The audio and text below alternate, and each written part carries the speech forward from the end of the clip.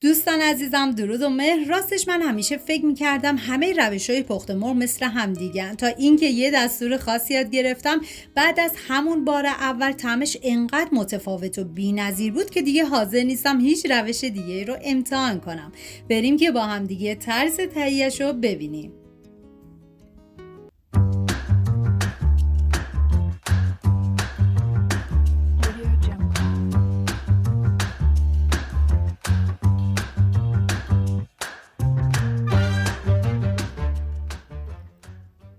سه عدد پیاز متوسط رو به صورت نگینی ریز کنیم و این غذا برای 4 نفر در نظر گرفته شده. شما به اساس تعداد نفرات باید مواد رو کم یا زیاد کنید و اینکه من اندازه های دقیقاً دوباره داخل دیسکریپشن نوشتم.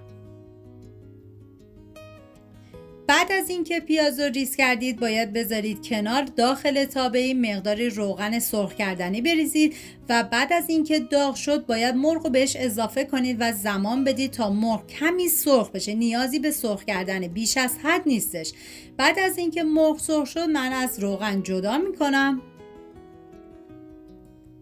حالا توی این فاصله داخل تابه دیگه مقداری روغن کنجد ریختم و بعد از اینکه داغ شد پیازهایی که ریز کرده بودم و بهش اضافه میکنم.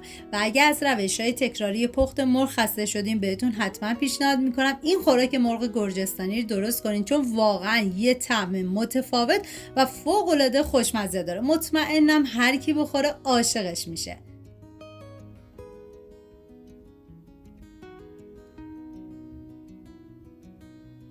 و حالا توی این فاصله تا پیاز سرخ میشه میریم سراغ فلفل. ببینید تو رسیپی اصلیش فلفل قرمز کاپی بودش که من نداشتم. من از 3 عدد فلفل سبز قلمی استفاده کردم و 1 عدد فلفل دلمه‌ای قرمز.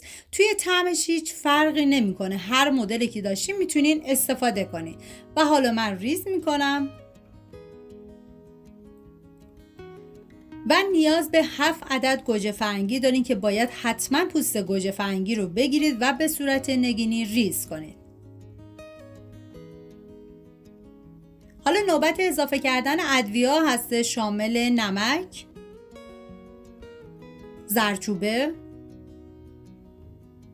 فلفل سیاه، فلفل قرمز، آویشن و پودر تخم گشنیز.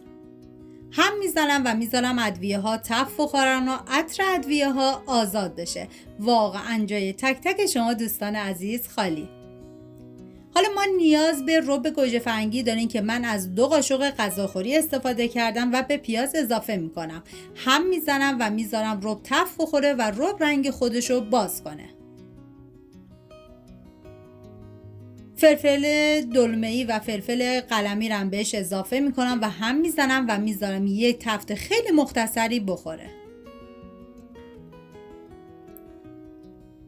واقعا یه ترکیب عالی و فوق‌العاده خوشمزه.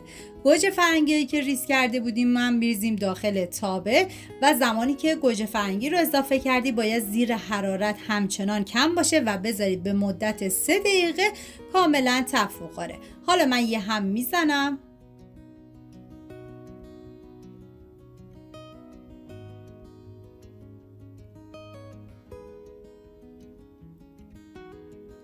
و به مدت 3 دقیقه بهش زمان میدم.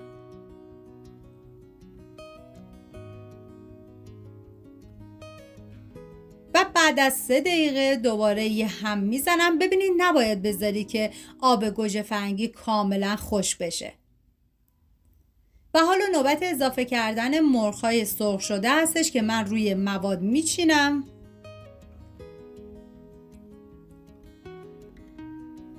ببینید در حین زمان پخت حتما مرغ‌ها رو زیر و رو کنید تا همه طرف مرغ کاملا پخته بشه. ببینید مقدار خیلی کم در حد 7 الی 8 قاشق غذاخوری آب بهش اضافه کنید و بذارید به مدت 45 دقیقه الی 1 ساعت کاملا بپزه. حالا توی این فاصله ما نیاز به سیر داریم که من از 4 حبه استفاده کردم و کاملا ریز میکنم.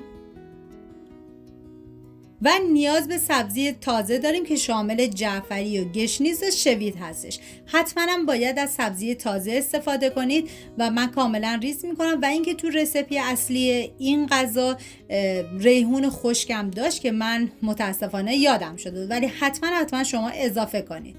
و حالا میریم سراغ مرغ که دیگه کاملا پخته شده و 20 دقیقه آخر باید بهش سیر و سبزی تازه رو اضافه کنید.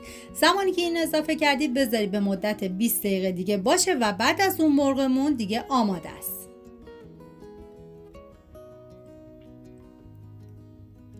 خب دیدین این روش پخت مرغ چقدر ساده و در عین حال خوشمزه بود. اگر امتحانش کردین حتما تو کامنت ها بگین نتیجهش چطوری بوده. یادتون نره ویدیو رو لایک کنید، برای دستورهای جذابتر کانال رو سابسکرایب کنید.